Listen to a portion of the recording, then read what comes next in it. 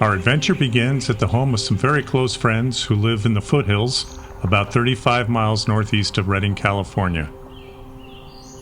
It's a beautiful piece of property with a spectacular view of Mount Shasta about 50 miles away.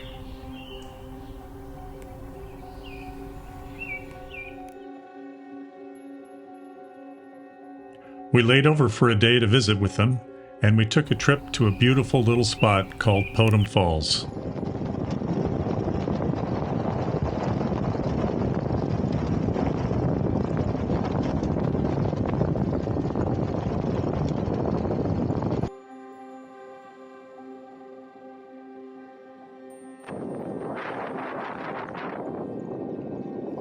We drove out on a road which eventually met up with the Pitt River, one of the main tributaries to Lake Shasta. The river provided us with little glimpses down in the canyon below as we headed out, and eventually we came to the crossing that went over the river itself.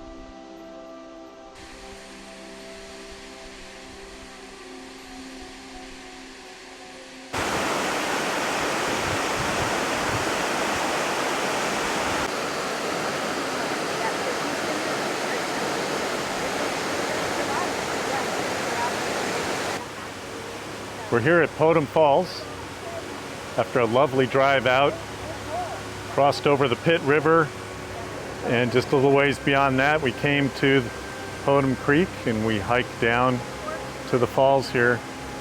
Just a beautiful spot. One of my favorite places. As you can see, the falls, they probably come down 50 or 60 feet from up above into this pool, which has great swimming. It's a little chilly right now, but we still went in. I just got out a little while ago and had a great time. Just a wonderful lunch spot. After having a brief nap at Potem Falls, we returned to our friend's house for a wonderful dinner and a pleasant night's sleep, and the next morning it was time to hit the road.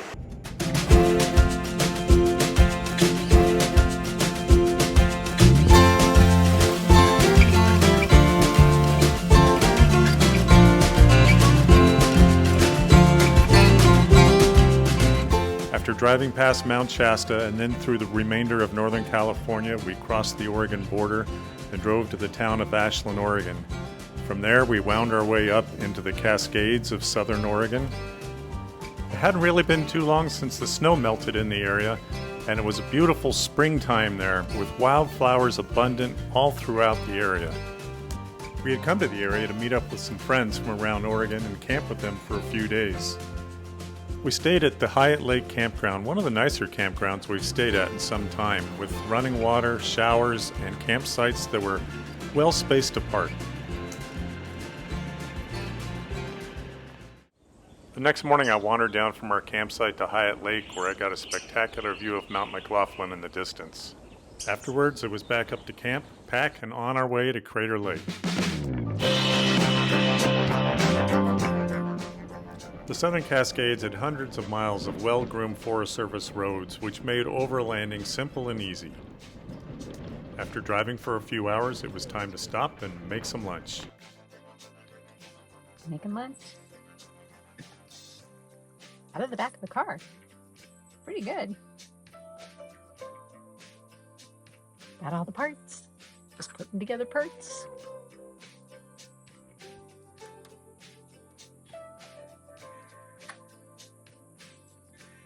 So what kind of sandwiches?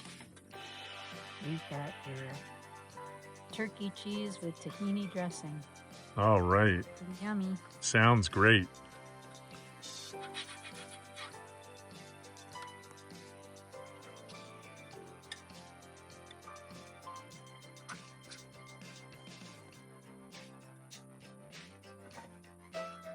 And fresh mandarins. All right. Really sweet. Can't wait. We took one last look around the area before hightailing our way up to Crater Lake.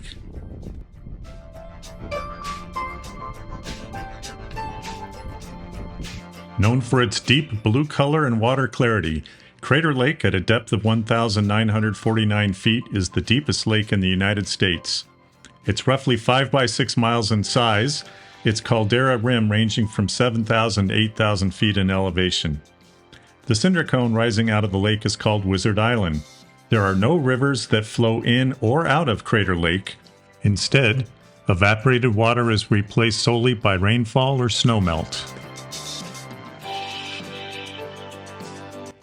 Heading out the north entrance of the park, we stopped briefly to take in the view and then headed on to our camp for the night. Thanks to the Overlander app, we found a great spot for camping on a little hill just north of Crater Lake National Park. A little rocky, but it had a commanding view to the south, which more than made up for the rocks.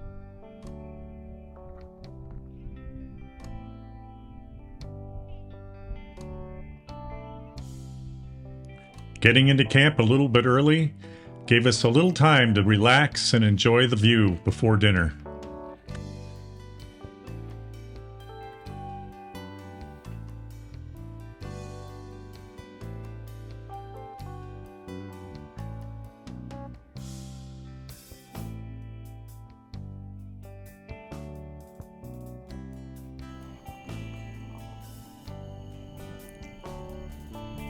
What's for dinner? We have a 10 bean stew with lots of good vegetables, and then some quinoa with garbanzos and a lemon citrus dressing. Yum.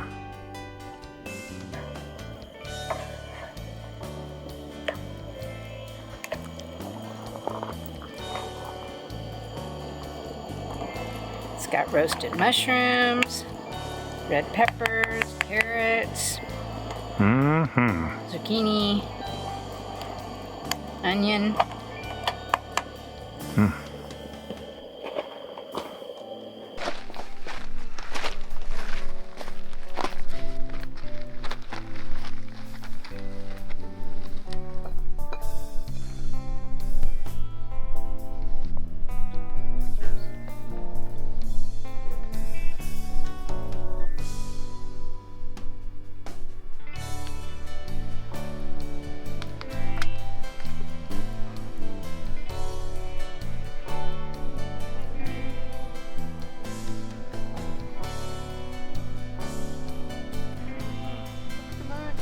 Look at the moon.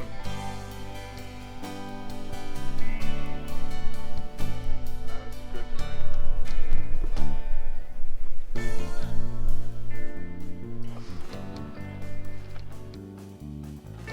Having hit the northernmost part of our trip, it was time to get some sleep and get ready for the southbound part of the journey.